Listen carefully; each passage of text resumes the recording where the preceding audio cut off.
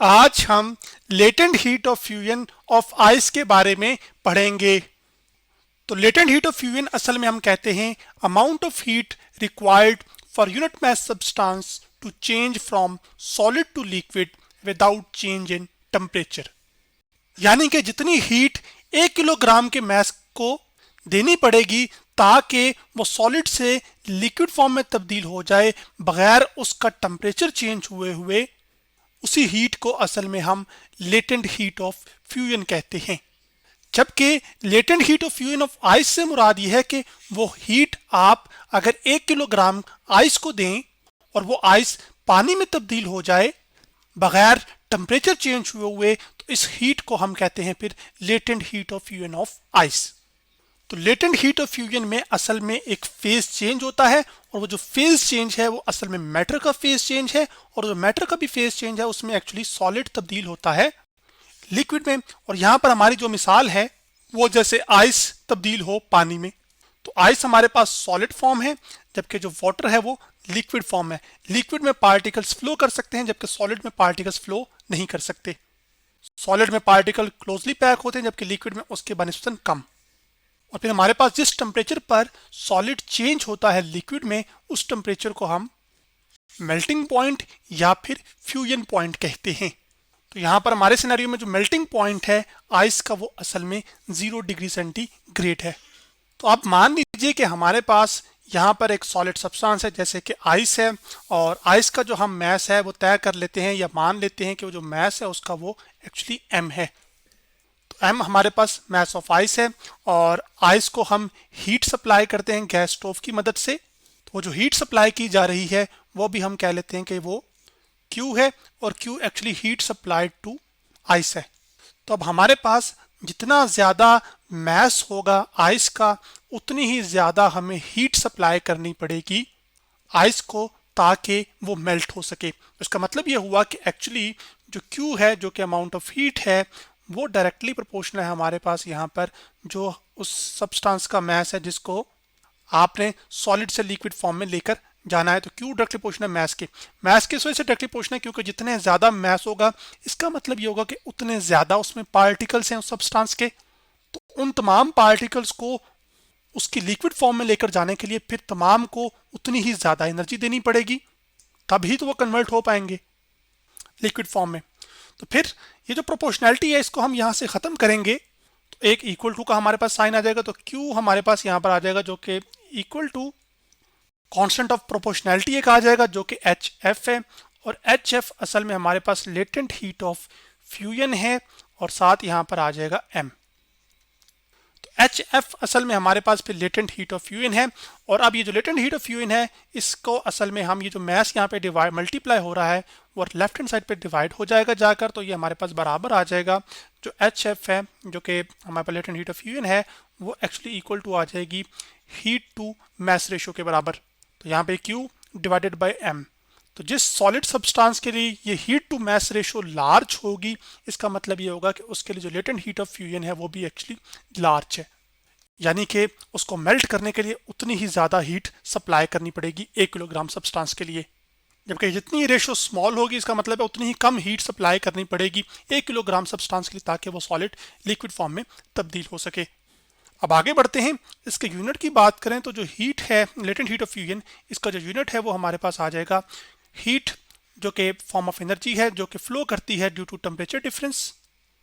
तो जो हीट है उसका फॉर्म ऑफ एनर्जी होने से एनर्जी का यूनिट जूल होता है, तो हीट का भी यूनिट जूल है, जबकि जो मास का यूनिट है वो किलोग्राम है, और नीचे से जब किलोग्राम ऊपर जाएगा तो पर किलोग्राम बन जाएगा। तो जो लेटेंट हीट ऑफ फ्यूजन है इसका यूनिट हमारे पास आ जाएगा जूल पर किलोग्राम। जबकि हीट चूंकि एक फॉर्म ऑफ एनर्जी है तो फॉर्म ऑफ एनर्जी एक स्केलर क्वांटिटी है, इसी तरह मास भी एक स्केलर क्वांटिटी है। तो ये जो HF है यानी कि लेटेंट हीट ऑफ फ्यूजन ये भी एक स्केलर क्वांटिटी है, और स्केलर क्वांटिटी की खास बात ये होती है कि असल में इसका सिर्फ और सिर्फ मैग्नीट्यूड होता है, यानी कि नंबर, इनकी कोई डायरेक्शन नहीं होती। अब हम आगे बढ़ें और इस चीज़ की बात करें कि आइस को जब हमने पानी में तब्दील करना है तो उसके लिए जो हमें लेटेंट हीट ऑफ फ्यूजन चाहिए होती है 1 किलोग्राम सब्सटेंस के लिए, यानी कि 1 किलोग्राम आइस के लिए वो एक्सपेरिमेंटली कैलकुलेट किया गया नंबर HF जो है वो हमारे पास है 3.36 multiply by 10 to the raise power 5 joule पर किलोग्राम। अब आगे बढ़ते हैं और हम इस लेटेंट हीट ऑफ फ्यूजन को समझने के लिए स्पेसिफिकली आइस के लिए हम हीट और टेम्परेचर का एक ग्राफ प्लॉट करते हैं और वहां से जो लेटेंट हीट ऑफ फ्यूजन है उसको समझते हैं। तो वो ग्राफ मैं आपके सामने यहाँ पर ले आया हूँ जिसमें हॉरिजॉन्टल एक्सिस पर हीट सप्लाई को प्लॉट किया गया है जबकि वर्टिकल एक्सिस पर टेम्परेचर को प्लॉट किया गया है। इसमें जो काबिले गौर अब बात है वो ये है कि दाएं जानिब हीट इंक्रीज करती जाएगी जबकि अप तरफ आपके पास टेम्परेचर बढ़ता जाएगा। तो शुरू में हम मान लेते हैं कि आपके पास आइस से आपने स्टार्ट किया, यानी कि शुरू में जो आपके पास सब्सटेंस मौजूद थी सॉलिड सब्सटेंस, वो हमारे पास अभी आइस है। अब आपने अपनी जो हीट सप्लाई है उसको कंटिन्यूसली इंक्रीज करते जा रहे हैं।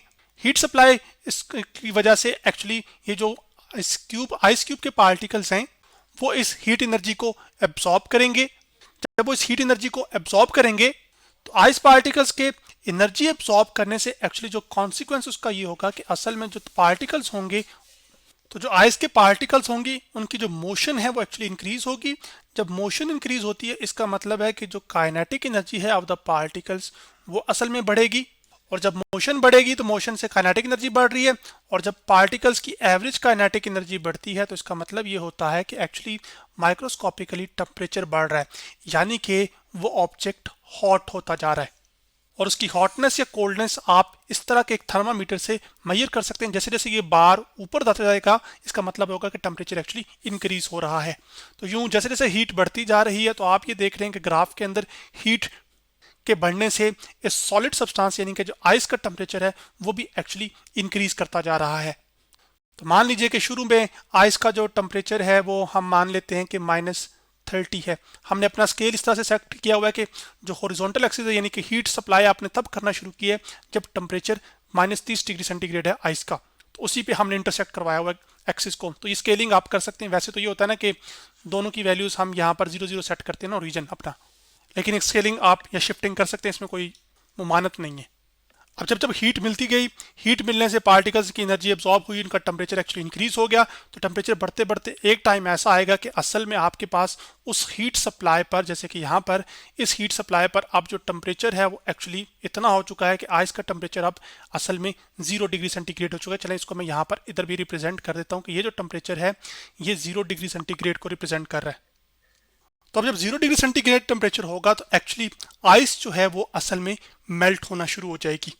जब आइस मेल्ट होना शुरू हो जाएगी तो असल में ये जो हिस्सा है ना, ये जो टाइम ड्यूरेशन है, या समझ लें कि इस रीजन में जो हीट सप्लाई हो रही है उस पर आप ये देख रहे हैं कि हीट तो आप बढ़ाते जा रहे हैं, यानी कि एक्स एक्सिस में हीट तो बढ़ती जा रही है लेकिन टेम्परेचर में कोई चेंज नहीं आ रहा। क्यों नहीं आ रहा? क्योंकि इस ड्यूरेशन में आपके पास हीट सप्लाई करने से फेज चेंज हो रहा है, और फेज चेंज होने से मुराद ये है कि सॉलिड असल में लिक्विड में तब्दील हो रहा है। तो इस दौरान जो हीट आप ये सप्लाई करेंगे ना, ये वाली जो हीट होगी यहां से लेकर यहां तक आप जो हीट सप्लाई करेंगे वो असल में कहलाएगी लेटेंट हीट ऑफ फ्यूजन। और लेटेंट हीट ऑफ फ्यूजन के अंदर टेम्परेचर जो है वो कांस्टेंट रहता है क्योंकि सॉलिड किस में चेंज हो रहा है, लिक्विड में। अब टेम्परेचर क्यों कांस्टेंट रहता है? वो इस वजह से क्योंकि सारी की जो सारी हीट है वो असल में आइस के अंदर जो बॉन्ड्स बने होते हैं उन बॉन्ड्स को ब्रेक करने के लिए इस्तेमाल हो रही होती है, ना कि टेम्परेचर या मोशन ऑफ द पार्टिकल्स को इंक्रीज करने के लिए। तो फिर यहाँ पे मैं लिख सकता हूँ कि फेज चेंज के दौरान heat is used to break bonds, और जो बॉन्ड्स भी हैं वो असल में हाइड्रोजन बॉन्ड्स हैं जो कि हाइड्रोजन और असल में ऑक्सीजन के बीच में बना हुआ है। उसके बाद जब आपके पास सारे का सारा सॉलिड यानी कि सारी की सारी बर्फ पानी में तब्दील हो जाएगी, उसके बाद जब आप हीट सप्लाई करेंगे ना तो वो जो हीट है वो असल में फिर जो लिक्विड फॉर्म होगी, जैसे कि यहाँ पर आप देख सकते हैं पार्टिकल्स के बीच में स्पेसिंग अब लार्ज हो चुकी है एज कम्पेयर टू यहाँ पर जो पार्टिकल सॉलिड्स के थे यानी आइस के थे वो एक दूसरे के बहुत करीब हैं, यहाँ पर बहुत दूर हैं बनस्पत इसके। तो अब वो जो हीट है वो एक्चुअली इस्तेमाल हो रही होगी लिक्विड का टेम्परेचर बढ़ाने में, और लिक्विड का टेम्परेचर बढ़ाने का मतलब ये है कि जो पार्टिकल्स की मोशन है अब वो और ज़्यादा हो जाएगी, यानी कि उनकी जो एवरेज काइनेटिक एनर्जी है पार्टिकल्स की वो भी ज़्यादा हो जाएगी। अब ना यहाँ पर ना एक छोटी सी मिसकंसेप्शन पाई जाती है, वो आपने अंडरस्टैंड करनी है। वो ये कि आपके पास जो लेटेंट हीट ऑफ फ्यूजन है वो असल में यहाँ से लेकर यहाँ तक है। टोटल जो आपने हीट सप्लाई की होगी ना, ताकि जो बर्फ -30 डिग्री सेंटीग्रेड पर थी वो तब्दील हुई पानी में, वो टोटल हीट असल में latent heat of fusion plus वो हीट जो असल में -30 डिग्री सेंटीग्रेड से इसको 0 डिग्री सेंटीग्रेड के टेम्परेचर पर लाई है वो भी होगी। तो ये फर्क आपने याद रखना है, ये जहन में रखना है। इसको मैं आपको बता भी देता हूं। इस पॉइंट को चले हम ए कह लेते हैं जहां से स्टार्ट हो रहा है, और इस पॉइंट को बी कह लेते हैं, जबकि यहां पर सी कह लेते हैं। तो बी से सी लेटेंट हीट ऑफ फ्यूजन है, जबकि ए से बी ये वो हीट है जो आप सप्लाई कर रहे हैं ताकि जो आइस है उसका टेम्परेचर 0 डिग्री सेंटीग्रेड को अप्रोच करे या पहुंचे, उसके बाद वो फिर कन्वर्ट होना शुरू होगा लिक्विड में। तो यूं आज हमने latent heat of fusion of ice के बारे में पढ़ा।